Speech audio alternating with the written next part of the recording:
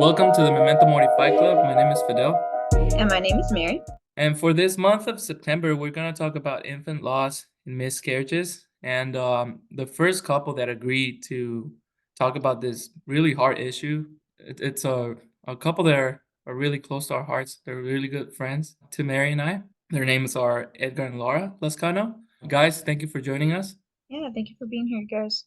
Thank you for having It's our us. pleasure. So we just kind of want to lead out of the gate. Can y'all just maybe start with just a little background on the two of you, and then however you guys want to segue into the story is good with us. Okay. So we have been married now for almost 8.5 years. We got married in 2016, and I was born and raised Catholic. I was Catholic by name only, and luckily Laura brought me into the faith for real, and along with her Praise family. God for that. Yeah. Yeah, let's go. Yeah, and we have had 4 boys in our over 8 years of marriage. Our third son is the one that we lost in 2022. So every 2 years, I was blessed with another boy. Starting with Praise Ed, God. 2 years later, we had our first, then our second, and then Ronan. And it started off like any other pregnancy, no problem. I had never had an issue with infertility or any scares in the 2 previous pregnancies. We found out we were pregnant right before Christmas in 2021, and we were just beyond, happy. We had picked out godparents like within the first week. Yes, that's awesome. Just thinking ahead, oh, we're gonna have end of summer baby. We were just kind of on that ball, a kid every 2 years. So it was like, sweet, let's keep this ball going. And at 13 weeks, right at the beginning, right at the beginning of the second trimester, I had woken up and felt a little off, and I actually, within about an hour of waking up, I had started to have some really heavy bleeding. Thankfully, Edgar was home. He was working from home, and I was able to get his attention. He was on a meeting, but he was able to leave. We called a couple friends that we knew weren't super busy, and one of them was able to come over and watch our boys while we just rushed over to the hospital or rushed over to the doctor's office. I just remember I was going through, there was a lot of pain that I was feeling, and just being so scared. And it just came out of nowhere. And we got to the doctor's office. Unfortunately, they weren't as alarmed as we were. And so they didn't take us back to the room for about an hour. We had to just sit there and wait for an hour. Yeah, that was very distressing. A lot of fear. And once we were brought back, they did an ultrasound, and baby seemed fine. He seemed perfectly fine. But they were alarmed by the amount of blood. And I believe it was the nurse practitioner that saw us that day, and she did go back to go get the doctor, and she confirmed. She said it looked like a hematoma, and that happens when like you get a hemorrhoid in the uterus, like right up next to the placenta. And so that's what they predicted had happened. And they just were like, well, this has happened. It's not common, but when it does happen, most of the moms that experience it have perfectly healthy pregnancies and babies. Don't worry about it, take it easy. And they sent us on our way. So going home, I remember taking it easy that day, and the bleeding stopped by the end of that day, and everything went back to normal. And we had continued ultrasounds at each appointment just to keep an eye on the hematoma. But with each appointment, they would say, okay, well, looks good, don't worry about it, take it easy. And at 20 weeks, we had the anatomy scan at a different clinic with a different doctor, and he had said that it looked a bit bigger than what he was used to. But once again, baby looks perfectly healthy. He's growing great. Just take it easy. That's all they kept saying, was take it easy. Take it easy, keep going. Yeah, drink water. And then that following week was Holy Week. And I remember being on my feet a lot, getting ready for Easter, being tired, but nothing nothing abnormal. Then that week after Easter, so it was Easter week in that octave. Remember that Thursday morning, waking up, sitting up, and feeling the exact same way I felt that morning in my 13th week of pregnancy, sitting up and having this lightheaded rush. And usually our kids are up before us, waking us up, but for some reason that day I woke up before everybody else. And I went into the living room and I sat and I started thinking, okay, I know I've felt him, but when was the last time like I felt him over and over again, you know? And I sat there and I just was hands on my stomach and I just started praying and I just started begging, like, God, please just like anything, give me a movement, give me a movement. And I'm chugging water. I'm just trying to get anything to happen. And I couldn't feel a thing. And it was a and very still morning. yeah, I still remember it vividly. It was very still. a very still morning. Yeah. And it's kind of hard at 21, 22 weeks to determine what is and isn't a kick, just depending on the baby size and where your placenta is. I wasn't letting my head go to the worst case scenario, but I just knew, just the fact that when I sat up that morning and I felt lightheaded, I just knew that I needed to call my doctor. So I woke Edgar up, called my doctor, and they said to come in. And I called my mom and told her what was going on. And thankfully, she had an open morning, so we were able to drop our boys off with her. And we headed to the doctor's office. And of course, since I called ahead and I was, told them and I had told them my concerns, I just knew we were going to get there and they were going to come see us and reassure us and it was going to be okay. But we had to wait. And we waited and we waited and we waited. And we sat in that waiting room and we waited. And I just remember at first trying to like distract myself, just by looking at my phone and, keep pressing my hands on my stomach to try and feel anything and convincing myself, I just felt him. I just felt him right then. That was something, and just saying little prayers left and right, but just trying not to let my head get to that spot, just nothing. We won't know anything until we know. The nurse took me back and asked me what was going on, and I told her. And my fears got worse when they took us to the back. The very back room. The very back far room. away from the other rooms, a little more secluded.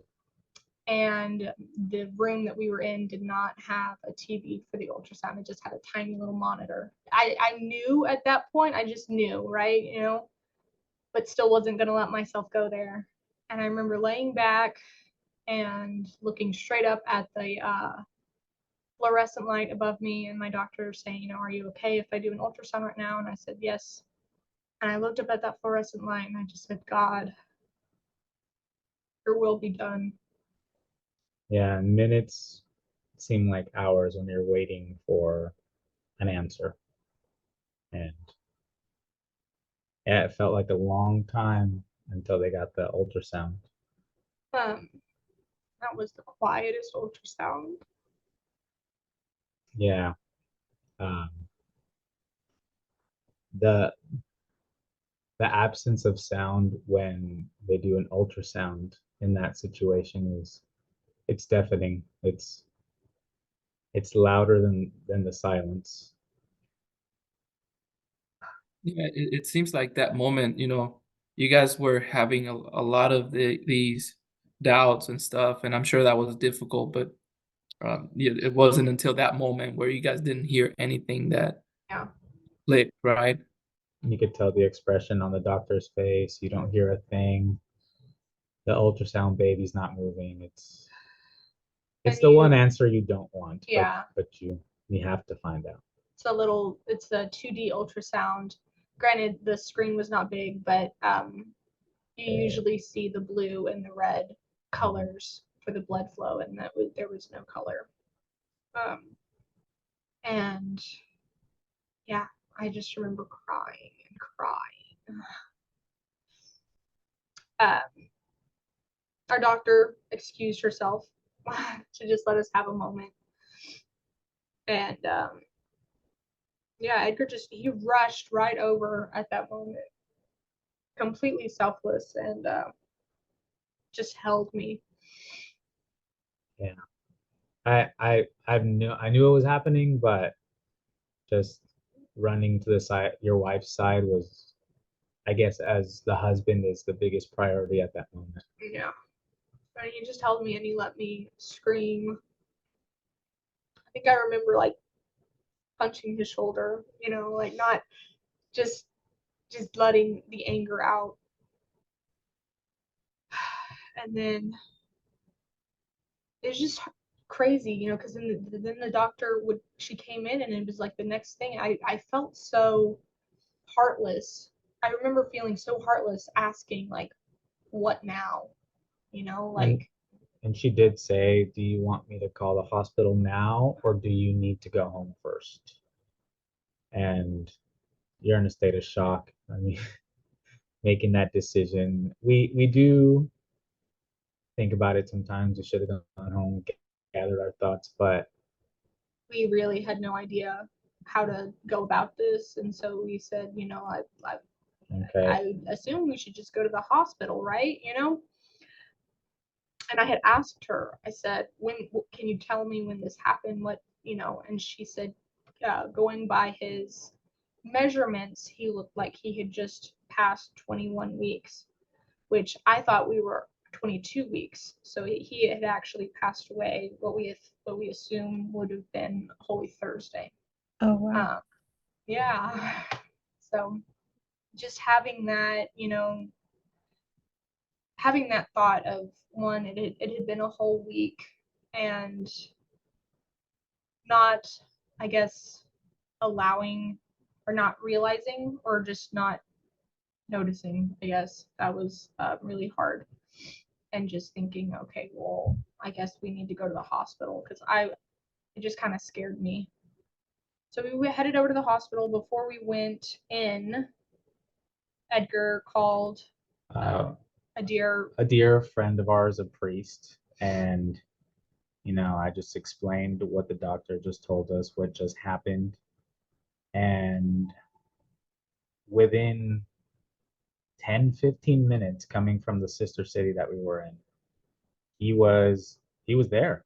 I mean, we walked to the hospital, we checked in, they took us up to a room, and it was fast. It was probably 20 minutes from us hanging up the phone to him being in the room with us. It was about 20 minutes, which he was definitely fast. That was fast. He was definitely flying down the highway to get to us. And that was one of the most comforting, reassuring things, was, being in that room and seeing him there. Yeah, because I don't want to think of what kind of response we would have had if we had called somebody and it had taken quite some time, or just letting us sit in our thoughts without reassuring us with faith and consolation right away. Okay, so at this point, you guys know that y'all have lost the baby. You're in the hospital. Your friend is there, and y'all are just waiting at this point now. And what are the doctors telling you? What are the nurses telling you? What are y'all thinking? Like, what's happening in this space? Yeah, so my doctor had said that, we'd go to the hospital, and that I would just get induced. Because he was so small still, I would only need to dilate to a 5. So, she said it shouldn't take very long. We'll get you over there. We'll get you set up. It was right about noon when we were finally seen and everything was confirmed. So she said she would come in and check on us shortly after lunch. I guess I remember her saying that. So we get over to the hospital, Father's there, and he is just sitting there with us talking. And I remember the hospital staff, some of the nurses come in, and they ask if I'm ready, to get things started and change. And I was very proud of myself for this. I said, actually, no, we need some time, and I need y'all to leave. And Father Kevin sat with us. It was so wonderful having him there, because we were not in the right mindset, and he just was like, would y'all like to pray a rosary? Yes, and I just remember staying silent he basically prayed a rosary with us listening. Yeah, we were still in that state of shock and disbelief. So it was incredible that he would do that for us at that moment. He kind of just took charge right then on the spiritual side of things, and just, let's just, there's nothing else to do right now. Let's just except pray. And he kind of explained what, like after the baby would be born, that, he would need to his body would need to get blessed.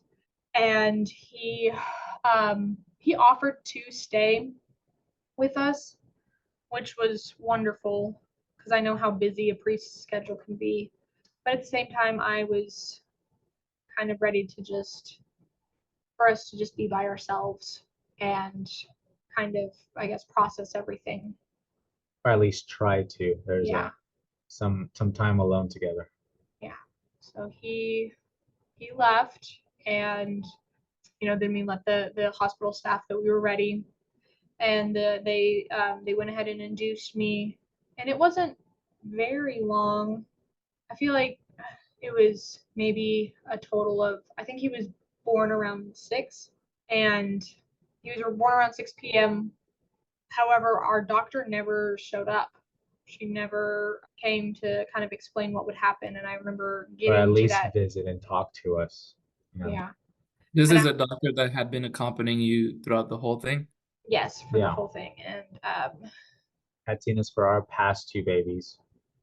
So she never showed up. And when it came time to deliver, I asked, like, were you gonna call the doctor? Let her know I'm ready. And she said, well, no, the doctor won't be here since it's a stillbirth. And so oh man, I remember just again feeling just like this emptiness inside me, and being like, well, what do I do now? And I delivered the baby by myself. I mean, Edgar was there. And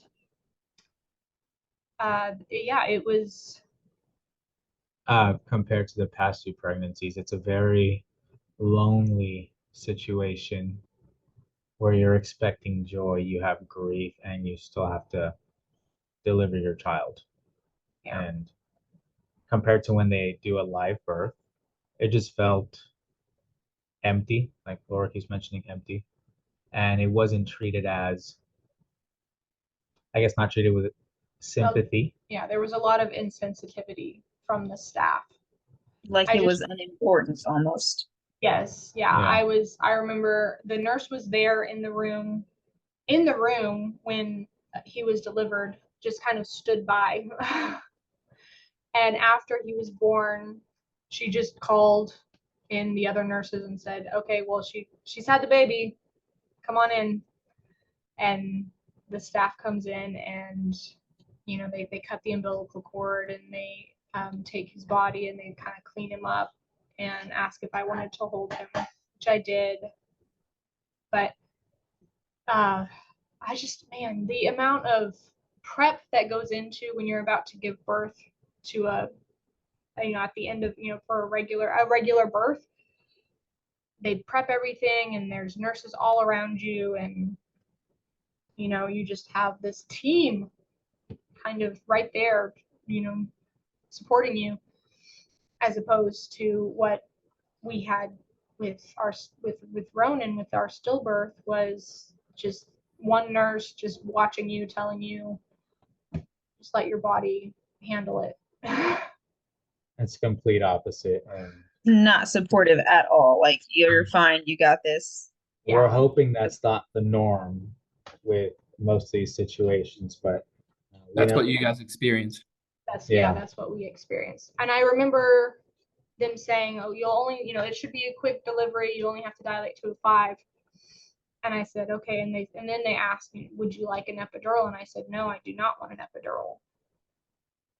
And I just remember them being so confused as to why I wouldn't want an epidural. Like, why you're already experiencing so much pain. And I was just going like, I just remember telling them, I said, "No, I need to feel this pain. I need to feel this labor. It'll be the last thing I have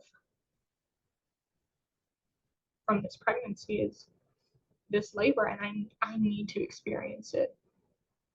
But yeah, I just remember the nurse being like, "You just need to just lay down and just let the birth happen." And that was the most confusing thing I remember hearing. Like, what do you mean? What do you Yeah. mean? No explanation, just hey, No coaching. and yeah, no empathy really to help with the situation. Just And I remember just no one was there to catch him. You know,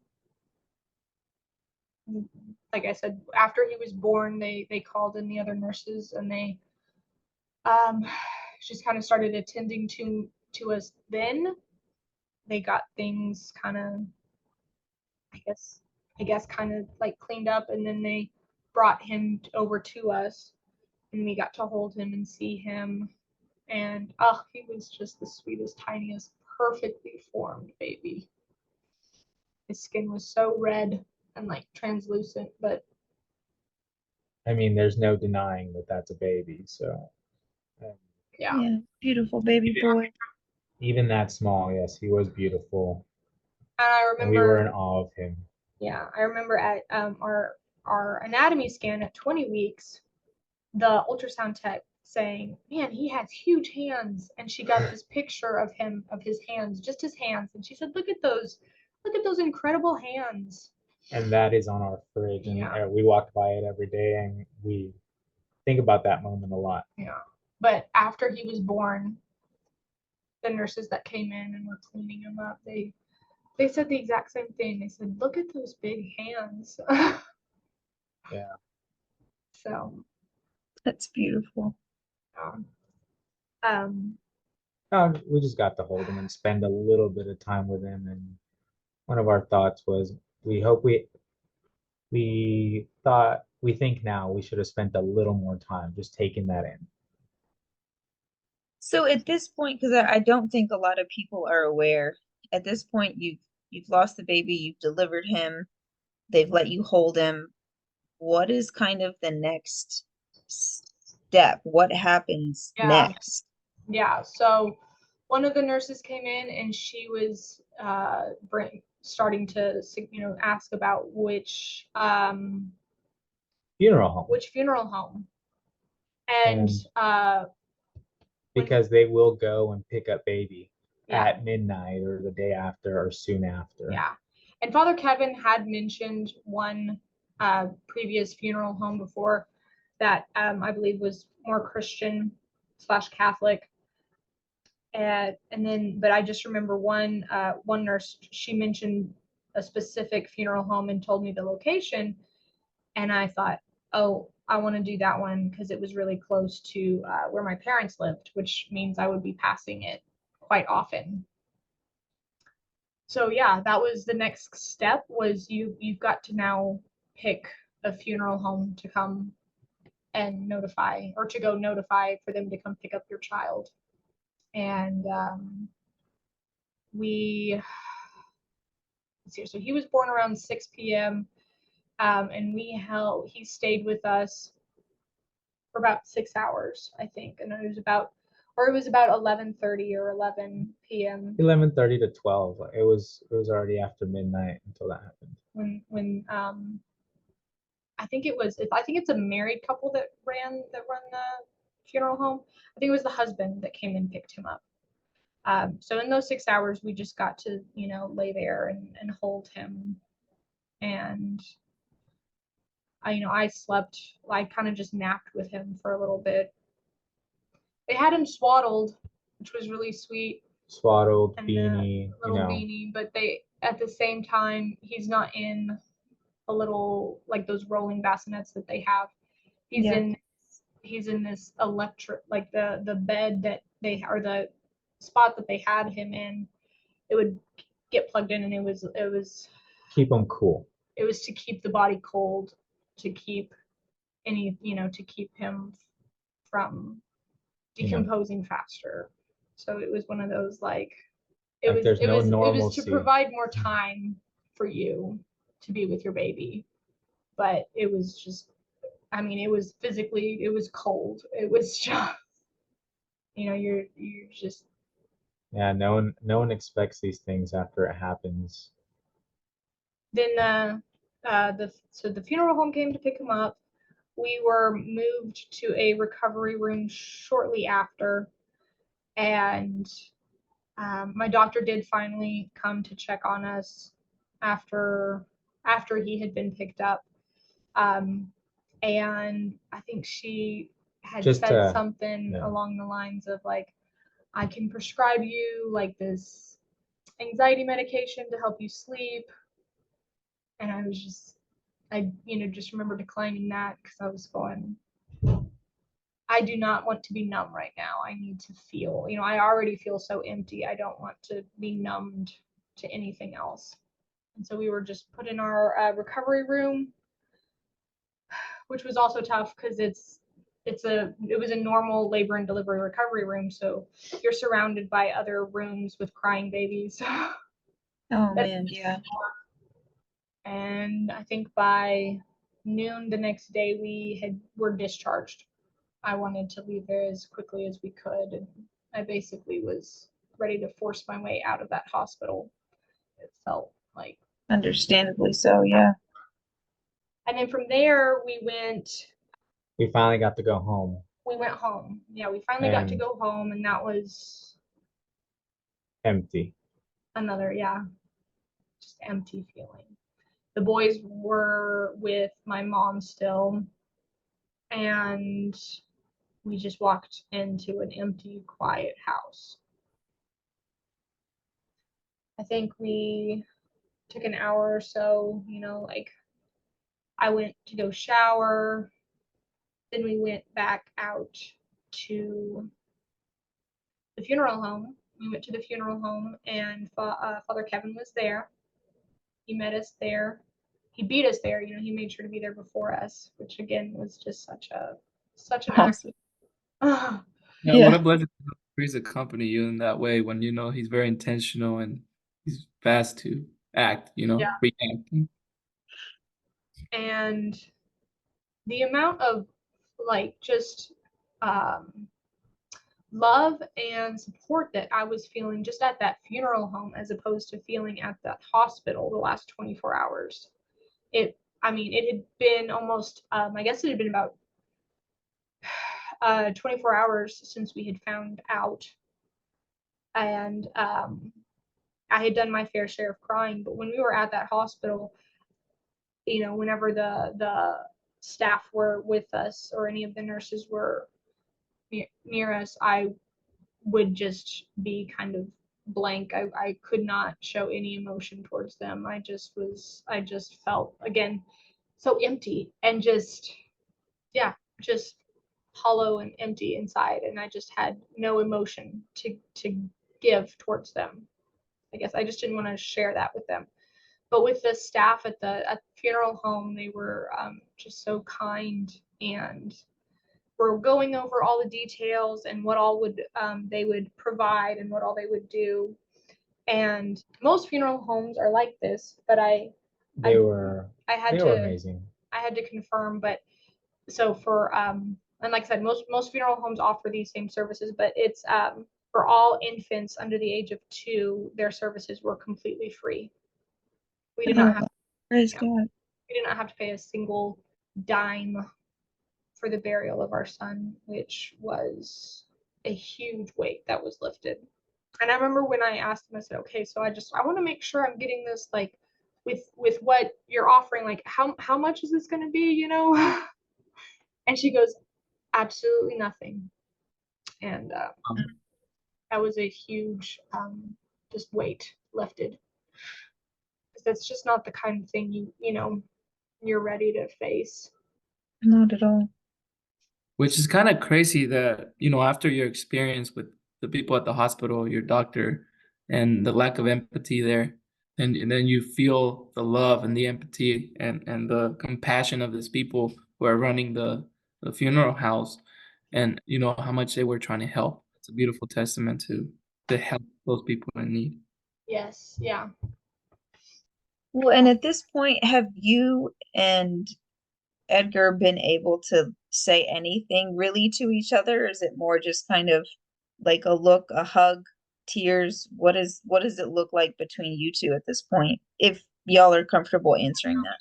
At this point, it was more silent, reassuring, either hugs or holding hands or just showing your spouse that you're there. You're there to go through this with them.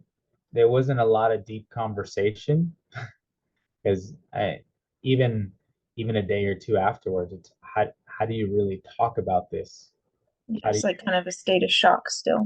Yeah, no, and that Very and much. that state will be there for a while.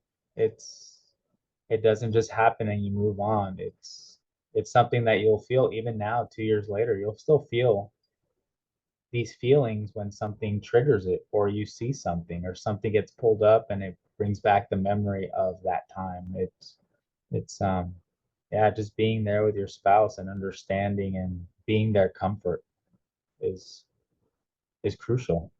Yeah.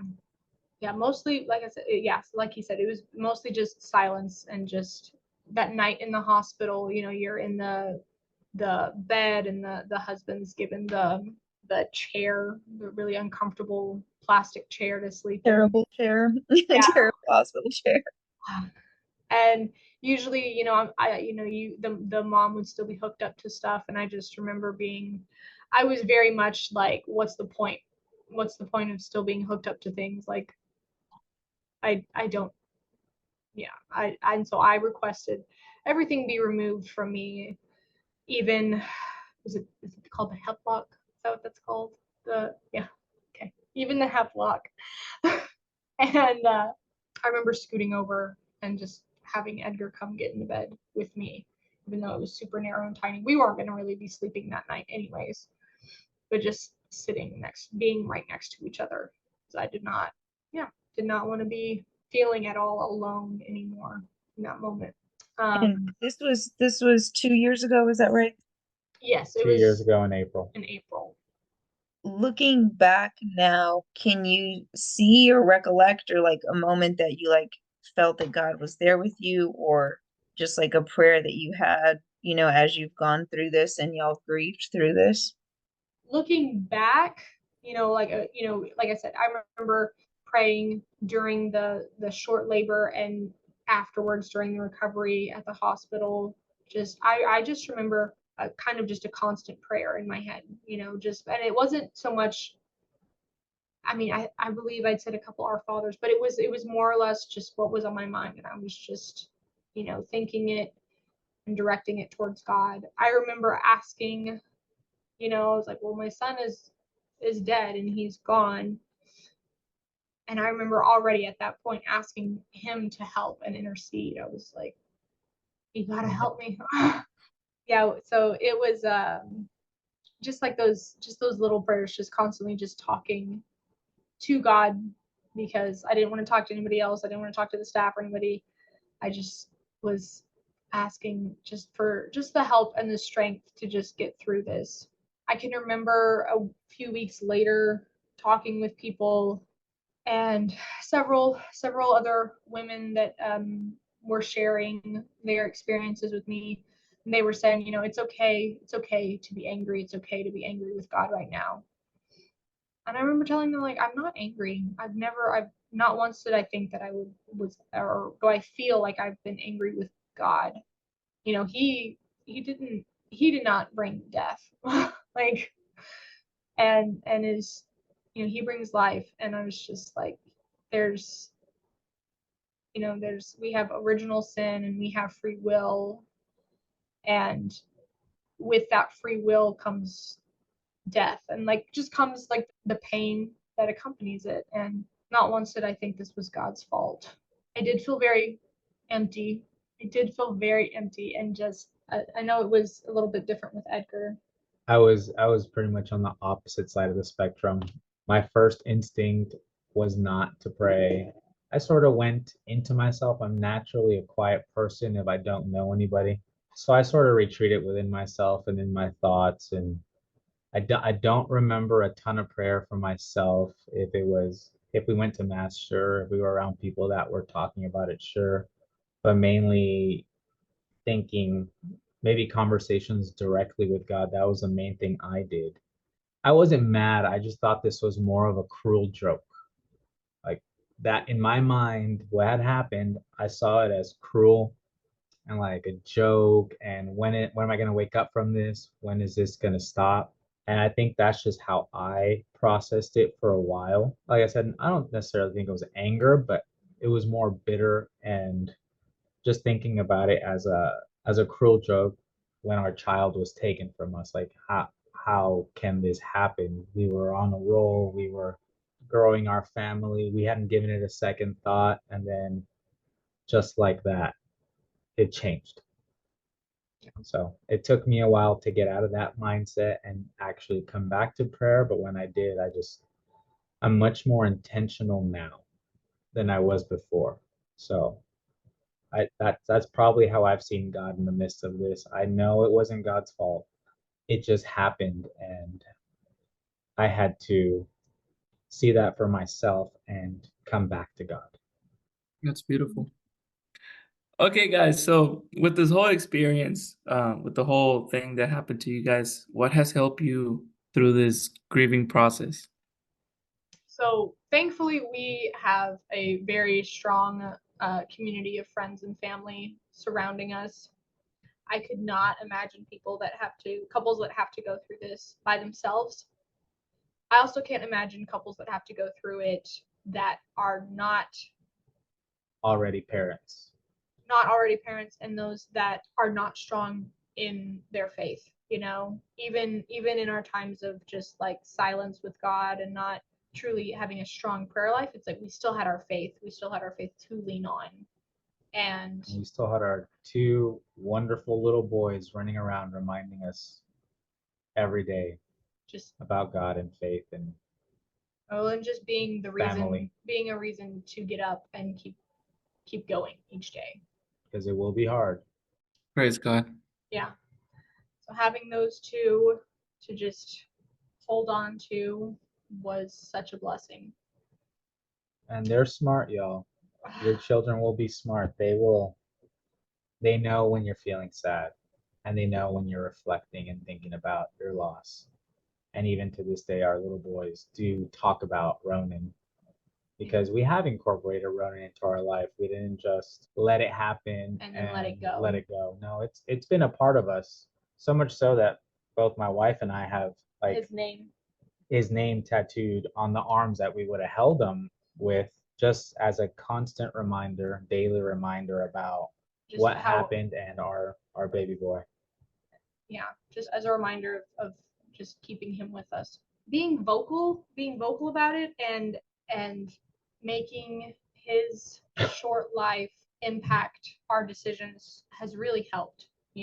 We would go to his gravesite on major holidays and any of his anniversaries. We'd try and go over there. And again, I chose where he would be. I chose the burial site because of its location, because I knew he would be passing.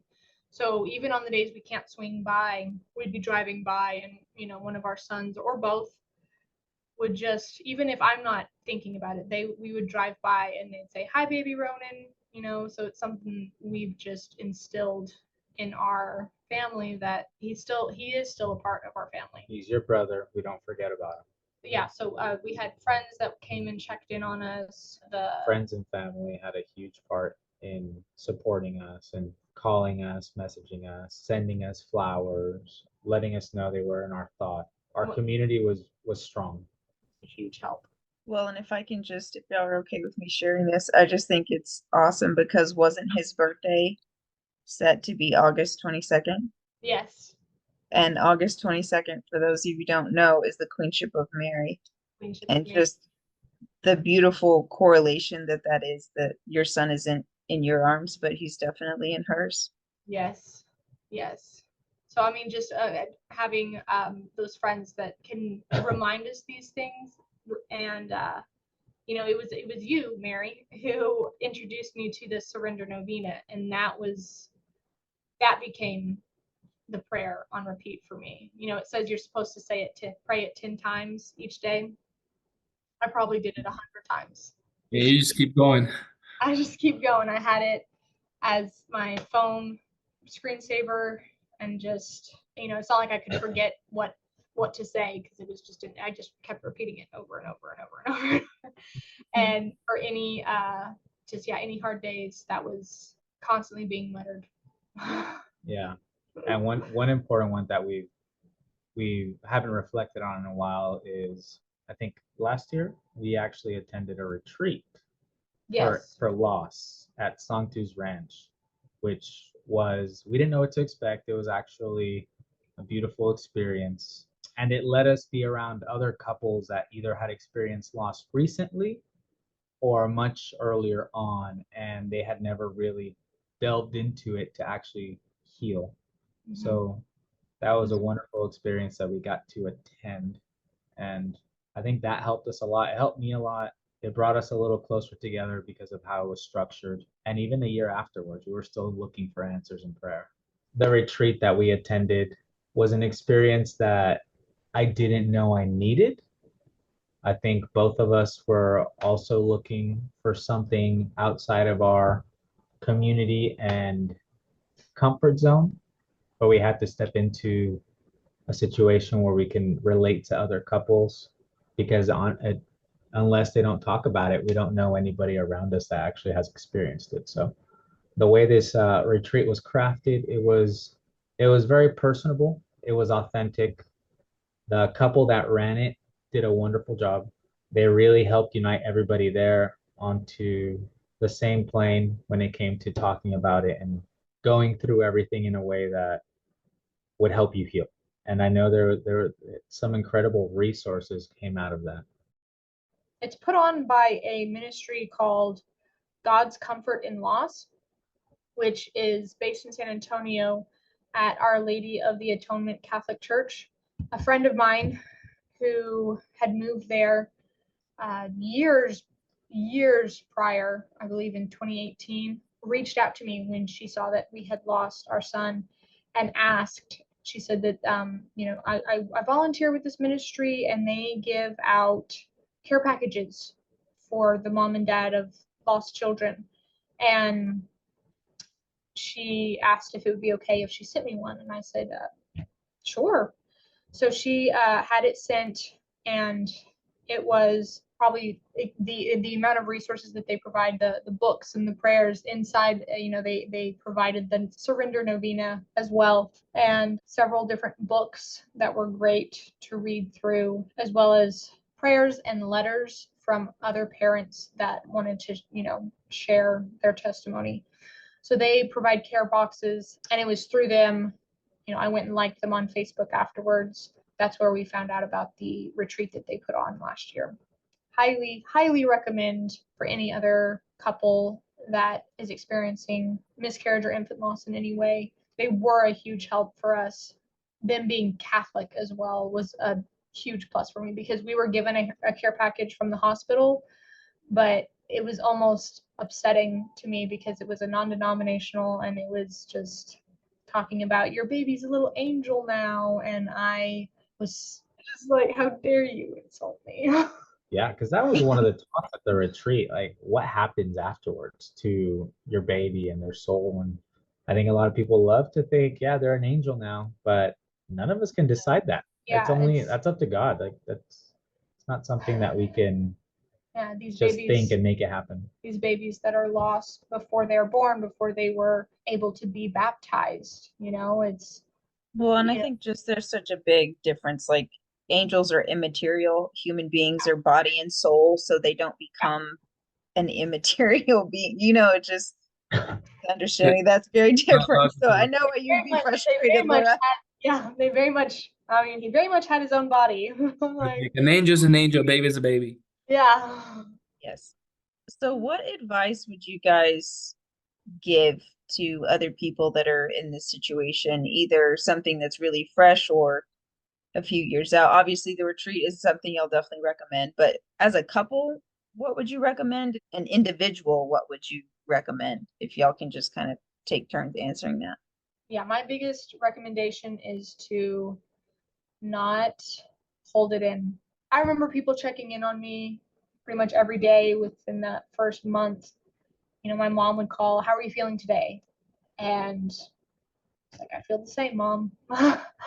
I still am feeling the grief. It's not going away, and but just not holding anything in, and just, or not being scared to talk about it, because I feel like a lot of people hold it in, or they just keep it to themselves, and don't really share anything unless they know of somebody else that has also lost. So after we lost Ronan, there were so many people that came forward offering their condolences and saying, I lost my child at such, at so many weeks, or at so many months, or 2 years later, and I had no idea, you know. I just think it should be something that should be talked about more on, that people should feel a little bit more comfortable bringing up.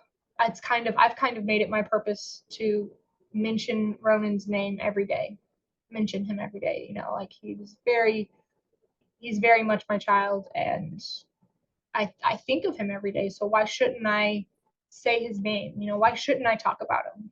And I know it's made a few people uncomfortable, but I don't care. That's okay. Yeah, they can be Yeah, I uncomfortable. think the last thing you need to do is worry about what other people think. So If there's any advice that I would give, especially to the husbands, just listen to understand. And as guys, we want to offer solutions. This is not a situation where you're going to offer solutions. You're just going to listen, and you're going to go on this journey with your partner, with your wife, until both of you do get to a certain degree of healing, and you can keep moving forward. And as Laura said, always make it a part of who you are. That's something we've done. Not every couple will do that, but yeah, integrate it into your life, and take the walk through life with your spouse in this one, because this one's going to be a tough one to get through. I was just gonna say, do you feel like it's brought y'all closer in certain regards? It has. Yeah. We have My spiritual life has greatly increased after that point, even though I had that initial stepping back moment where I was bitter. And after you start to heal, you go back to your prayer life, and you're more intentional, and you become more intentional with how you pray with your wife, because this is something very important that you weren't prepared for. But now that this has happened in your life, you think maybe it happened for a reason, maybe it didn't, but now you're praying together more effectively, and choosing what you're praying a little bit more careful, and growing in your faith together with your wife, as opposed to just going through the motions. Hey, we're married, we're praying, we're Catholic, yeah, yeah, yeah. But we're being way more intentional with what we're praying around ourselves, around our children, involving them, and not shying away from the fact that it happened, and we're gonna come back stronger and pray a lot more devoutly. Yeah. it's God. The healing process is so different it was so different for me as it was to Edgar. And so it really, I mean, I knew we were different. I knew we had our differences in our personalities and stuff, but it really was an eye opener to just understand that how I grieve versus how he grieved, they were both, We won't grieve the same way. yeah, we didn't grieve the same way, and we didn't And which heal the same way. And there were times where, especially early on, when I just would be like, why are you not crying your eyes out like I am? And but then years, months, months and years down the road, I would be feeling so much better, and yet I would come across him becoming more emotional. So it was like it was actually a blessing, praise God, that we were able to have those different times of emotion where I could be crying and he could be the strong one, and he could be there to just take care of things and hold me and be quiet. He would just be quiet and just allow me to just unload everything. Whereas, months later, I would be feeling so much better and could handle things so much easier. And And then just I like would, last week, I had a moment last week, and it was and just brought on by something that I saw, and I decided to write. So yeah, I mean, I don't know when it's going to happen to me. It just happens. It just, yeah. Yeah. But just having those and just knowing that, and just understanding that your spouse that's a good thing. Yeah, That's a very good much so. thing that y'all are gonna have those different times. And I remember being at first concerned and kind of annoyed or frustrated that he wasn't as emotional as I was. But now it's such a huge blessing that we could take turns in that. yeah. And I like to believe that as a husband, your main priority is how your wife is doing, because she is the mother of your children. Like, you have to figure out how to be there for her at any given moment. So I think that was me initially early on. And as I have time to reflect as the years go on, I mean, that's my grieving process. It's gonna keep going for a long time. But I also I'm much more aware now when something is happening, how I can be there for Laura, and the gaps where when this happened were very apparent. So moving forward, that is something that spiritually and as a husband, that's something that I am trying to diligently work on, so the gaps aren't as big when a big life moment does happen that we're not expecting. Yeah. Amen. Praise God. Yeah, thank you guys for sharing that. There's a few things that I kind of gathered from everything you guys shared that I would like to point out. I guess the first one, your guys' faith is just beautiful, and the fact that you guys, in a very different way, but you both knew of the goodness of God even through this whole thing. You both knew that it was Him working, and that He does not will evil.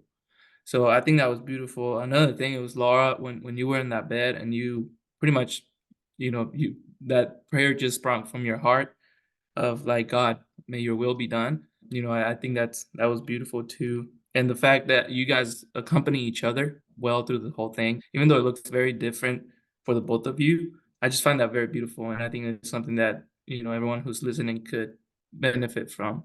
So thank you guys for sharing all that.